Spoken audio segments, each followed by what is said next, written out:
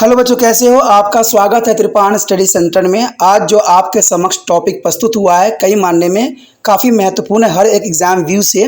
ठीक है, इसमें हम हर एक बात पे विस्तार पर चर्चा करेंगे और वो सारे जो है पहलू पर विचार करेंगे जो अब तक अछूता था। तो चलिए देखते हैं हमारा आज टॉपिक क्या है।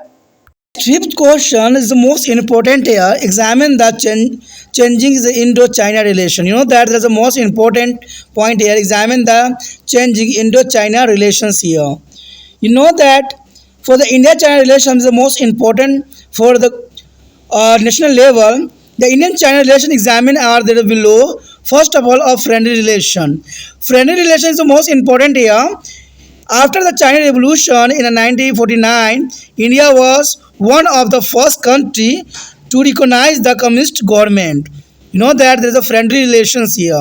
After the Chinese Revolution in 1949, India was one of the first countries to recognize their communist government. And secondly here, Prime Minister Nehru and Chinese as a Premier Jose Inolis adopted a Panchashil. Panchashil is the most important here. The Chinese is here Nehru, Prime Minister Nehru and the Chinese Premier Zhou Enlil is adopted their Panchashil here. The five principles of peacefully coexistence on the 29 April 1954. The next year, the Chinese invasion and strained relation. This is important here. The Chinese invasions and strained here relations. The first of all here, China annexed the Tibet in 1950 and thus the remove as a historical buffer between the two countries here. You know that there is the Chinese is inventions and strained relations here. And the Tibetan spirituals is a leaders. Dalai Lama had the Southeast Alliance in India is 1959. China alleged that India was allowing anti-China activity in India. This is a very strained relations here. And the boundary as a deputy there arose between the two countries over Akasai China area in the Ladakh and region of NEFA in the eastern region. This is important here, the invention and strained relations here. The boundary depths led to a massive Chinese invasion in the October 1962. Finally, China declared a unilateral ceasefire, but the relation between the two countries remains tense. And conflict of 1962 and the post-Cold era mark a major change in the Indo-China relation. Indo-China conflict of 1962. In here, 1962, there is awarded depth regarding to the territorial claim in the Arunachal Pradesh and the Akasai Chinese made Indians suffer military wars here. And this had impact on the relation between the both of them. This is the most important point here. In 1962, the board adopted regarding to the territory claim in the Arunachal Pradesh and Akasai Chinese is a made India suffer military reserves here. Till 1976, no progress was seen in the betterment of their relations. It's important. Till the 1976, no progress was seen in their betterment of their relation. But after that, they improved slowly. The change in the Chinese as a leadership allowed to the both countries to improve their relations. The change the Chinese leadership allowed to the both countries to improve their relation. Border issue revolution was also started in the 1981. It's important. An Indo-China relation after the Cold War, end of the Cold War marked a various change in their relationship between India and China. Both India and China consider themselves as a rising power in international politics. You know that is important. Indo-China relation after the Cold War, end of the Cold War, a mark various changes in the relationship between India and China. Both India and China consider themselves rising power in international politics here. After the visit of Rajiv Gandhi in 1988, both governments tried to be a maintenance peace and silence on the border. This is an important point here. After the visit of Rajiv Gandhi in 1988, both governments tried to the maintenance of peace and silence on their border here. An agreement regarding the culture exchange and cooperation were signed. You know that is the most important effect here. Effort. There are agreements regarding culture exchange and cooperation were signed, and 4 border posts were also opened. 4 border posts were also opened, and trade between India and China grew at 30% per year since 1999. It's the most important relation here. As increasing bilateral trade from the $338 billion in 1992 to more than $18 million in the 2006 was seen. India and China is following their same policy in international economics and institutions like to the World Trade Organizations here. This is important. The nuclear test by the India in 1998 created tension between the two, but the process of normalization was continually here, and no issue created problems between both the countries. Be it is Pakistan as a nuclear program began to the associated by the China. The next point here, leaders from the both countries frequently visit each other as a nations, and this way there is becoming familiar with each other. And through on increasing in the transportations and communication link and working on the common economical interest here, and development of a sound of relation has been to taking place. आगे जो हमारे समक्ष आया है काफ़ी महत्वपूर्ण question है। 5वां क्वेश्चन काफ़ी महत्व रखता है। ये काफ़ी महत्वपूर्ण इसलिए भी है क्योंकि ये हमारे देश और दूसरे देशों के संबंधों को यहाँ पर परीक्षण करना है। तो यहाँ पर क्वेश्चन यही है कि बदलते भारत चीन और संबंधों का परीक्षण करें कि भारत जो बदल रहा है उसमें चीन और भारत का संबंध किस प्रकार का रहा है। तो ये काफ़ी महत्वपूर्ण बात है। भारत और चीन के संबंध में हमेशा कभी मिठास आती है तो कभी कड़वापन आता है, और ये कंटिन्यू चलती ही रहती है। इवन कि बॉर्डर के लिए ही हमेशा लड़ते ही रहते हैं एक दूसरे के साथ, और चीन भारत को सदैव ही कोशिश करता है कि उसके जो धरती है अपने अंडर कर ले। तो चाइना का ये बहुत बड़ी चाल रहती है, लेकिन फिर भी इनके अंदर काफ़ी महत्वपूर्ण समझौते भी हुए हैं जो पुराने समय में था, लेकिन इन समझौता का जो है आज खंडन किया जाता है जो सही नहीं है। अगर हम इनके रिश्तों की बात करें तो भारत चीन के रिश्तों के लिए जो है भारत चीन संबंध की जांच में मैत्रीपूर्ण संबंधों के ऊपर हम प्रकाश डालें तो देखा जाए तो 1949 में चीनी क्रांति के बाद भारत कम्युनिस्ट सरकार के मान्यता देने वाले पहले देशों में से एक था। ये मैत्रीपूर्ण संबंध की ओर इशारा कर रहा था कि 1949 में चीनी क्रांति के बाद भारत पहला देश था जिसने कम्युनिस्ट सरकार को मान्यता देने का अधिकार रखा। दूसरी बात यह थी कि प्रधानमंत्री नेहरू और चीनी प्रधानमंत्री जो झाओ एलाइन ने 29 अप्रैल जो है 1954 को शांतिपूर्ण सह अस्तित्व की 5 सिद्धांतों यानी पंचशील को अपनाया, और ये पंचशील काफ़ी महत्वपूर्ण थी। देखा जाए तो ये मैत्रीपूर्ण संबंध थे जहाँ पर काफ़ी महत्वपूर्ण समझौते हुए, और देखा जाए तो भारत हमेशा जो है चीन का जो है मान्यता दिया है और ये महत्वपूर्ण संबंधों की तरफ इशारा यहाँ कर रहा है। उसके पश्चात हमारे समक्ष आता है चीन आक्रमण और तनावपूर्ण संबंध। देखिए कहते हैं जितना हमारा अच्छा संबंध नहीं रहा है उससे अधिक कहीं जो है चाइना और इंडिया में जो है आक्रमण और तनावपूर्ण संबंध रहा है। चाइना जो है हमेशा भारत के साथ कुछ न कुछ जो है पंगा लेता ही रहता है हर समय, कभी बॉर्डर के रिगार्डिंग तो कभी किसी चीज़ के रिगार्डिंग, और ये सिलसिला चलती ही आ रही है। देखा जाए से आक्रमण और तनावपूर्ण संबंधों के अगर तरफ हम प्रकाश डालें तो चीन ने 1950 में तिब्बत पर कब्जा कर लिया था, और इस तरह दोनों देशों के बीच एक ऐतिहासिक दूरी खत्म हो गई थी। यानी ये चाइना का बहुत बड़ी चाल थी जो चाइना ने यहाँ पर अपने आप को दर्शाया कि 1950 में तिब्बत पे उसने कब्जा कर लिया, और ये इतिहास का सबसे दूरी करने वाली जो है समस्या थी। तिब्बती आध्यात्मिक नेता दलाई लामा ने जो है 1959 में भारत में शरण मांगी थी। अब देखिए भारत हमेशा ही शरणार्थी को शरण देता है, और ये आज से नहीं है, पुरातन समय से ही यह चलता आ रहा है। जब तिब्बती आध्यात्मिक नेता दलाई लामा ने जो है 1959 में भारत में शरण मांगी तो चीन ने आरोप लगाया कि भारत में चीन विरोधी गतिविधियां को अनुमति दे रहा है, क्योंकि भारत पे हमेशा ही चीन ने तरह तरह के इल्ज़ाम लगाए हैं जो सही नहीं है। क्योंकि भारत का एक कहते हैं कि रूल है, रेगुलेशन है कि आए हुए शरणार्थी को शरण देना भारत का प्रथम कर्तव्य बन जाता है। जब नेता दलाई लामा ने भारत पे जो है आग्रह किया तो भारत ने इसको शरण दी, लेकिन चीन ने इसके उलट भारत पे ही आरोप मत दिया।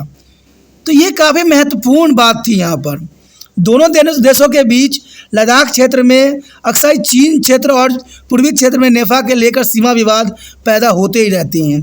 तो ये भी बहुत काफ़ी महत्वपूर्ण है। ये तनावपूर्ण स्थिति पैदा करता है कि दोनों देश जो है लद्दाख के क्षेत्र के लिए भारत और चीन में हमेशा ही जो है सीमा विवाद बना रहा है और इसका सलूशन आज तक नहीं निकाल पाए कोई भी नेता। कहते हैं सीमा विवाद के कारण अक्टूबर 1962 में बड़े पैमाने पर चीनी आक्रमण हुए। 1962 के युद्ध आपको याद ही होगा, जो भारत पर चीन ने बहुत ही क्रूरतापूर्ण जो है आक्रमण किया था। अंततः चीन ने एक तरफा जो है युद्ध विराम की घोषणा की, लेकिन दोनों देशों के बीच जो है संबंध तनावपूर्ण बने रहे। ये काफ़ी महत्वपूर्ण थी जो 1962 में लड़ाई लड़ी गई थी। बेशकली बाद में चीन ने अपनी गलती मानी और एक तरफा युद्ध विराम की घोषणा की, लेकिन फिर भी जो तनाव पैदा होना था वो तनाव पैदा हो चुका था और ये बहुत दुखदायक परिस्थिति थी, क्योंकि ये युद्ध काफ़ी मायने में बहुत नुकसानदायक थी। और देखा जाए तो इस समय भारत के पंचवर्षीय योजना भी फेल हो गई थी, इसलिए इस युद्ध का बहुत ही महत्वपूर्ण अपना स्थान रखता है। और ये बात यहीं तक सीमित नहीं रही। 1962 के संघर्ष और शीतोपरांत युद्ध के भारत चीन संबंध में एक बड़ी बदलाव को चिन्ह किया गया। यानी 1962 में जो युद्ध हुई, इसे भारत चीन संबंध में एक बहुत ही बदलाव का चिन्हित किया गया। 1962 का भारत चीन संघर्ष 1962 में अरुणाचल प्रदेश और अक्साई चीन में क्षेत्रीय दबावों के संबंध में सीमा विवाद ने भारत को सैन्य उलटफेर का सामना करना पड़ा। ये काफ़ी महत्वपूर्ण थी कि चाइना ने फिर संघर्ष के रूप में 1962 में अरुणाचल प्रदेश और अक्साई चीन में क्षेत्रीय दबावों के बीच जो है विवाद को खड़ा कर दिया और इसका असर दोनों ही रिश्तों पर पड़ा। देखा जाए तो ये दोनों ही रिश्ते खराब हो गए चाइना के साथ। तो भारत के साथ चाइना का जो रिश्ता है उतार चढ़ाव के पड़ावों से पार करता हुआ आगे बढ़ रहा है। और देखा जाए तो वर्तमान में भी चाइना और भारत के साथ अच्छा संबंध नहीं है, क्योंकि चाइनीज़ जो है हमेशा सीमा विवाद करता ही रहा है। उसके आगे अगर हम बात करें तो देखा जाए तो 1976 तक दोनों के संबंधों में बेहतरी में कोई प्रगति देखने को नहीं मिला। ये काफ़ी महत्वपूर्ण बात है कि 1976 तक जो भारत और चीन के बीच जो है कोई भी अच्छा संबंध देखने को नहीं मिला, लेकिन उसके बाद धीरे धीरे इनमें सुधार होता गया और चीन के ऋतु में बदलाव ने दोनों देशों को अपने संबंधों में सुधार करने की अनुमति दी। सीमा मुद्दे का समाधान भी 1981 में शुरू किया गया था। देखिए ये काफ़ी महत्वपूर्ण है कि दोनों में थोड़ा सा संबंध जो है सुधरा, लेकिन इसके पीछे जो थी कहते हैं व्यापार था। चाइना को ये बात पता था कि जो उनके सामान बन रहे हैं उनके मार्केट में, उसका सबसे बड़ा खपत देश जो है भारत ही है।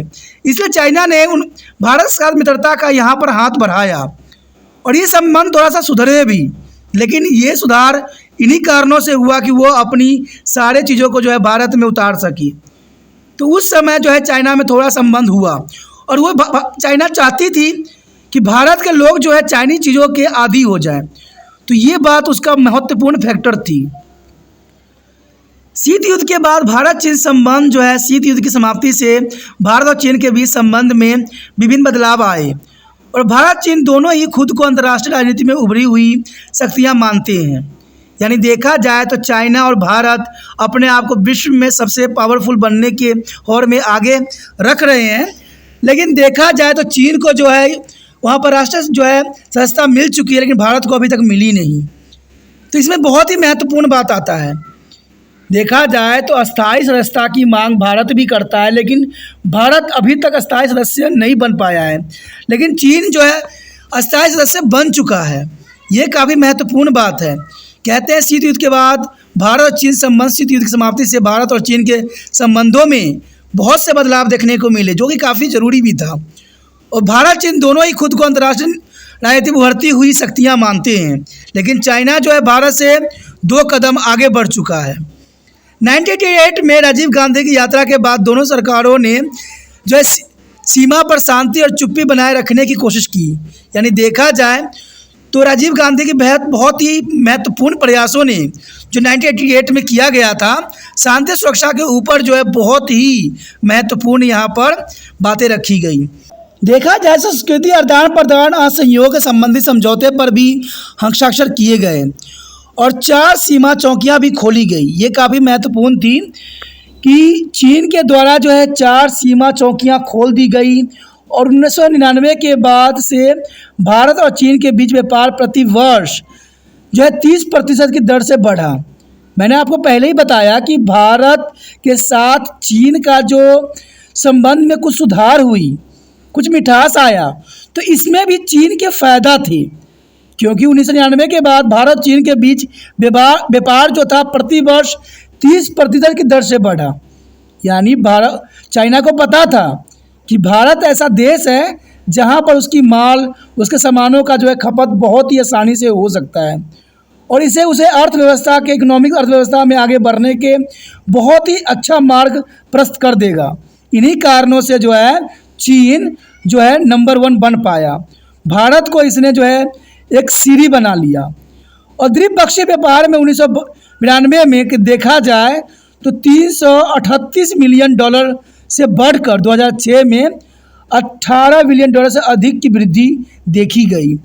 तो ये काफ़ी महत्वपूर्ण था कि जहां पर 338 जो है मिलियन डॉलर थी, वहीं पर $18 बिलियन हो जाना चाइना के लिए जो है सोने पर सुहागा था और चाइना इतनी अधिक ग्रोथ कर गई और पूरे विश्व में जो है तीसरी जो है पावरफुल शक्ति के रूप में उभरा।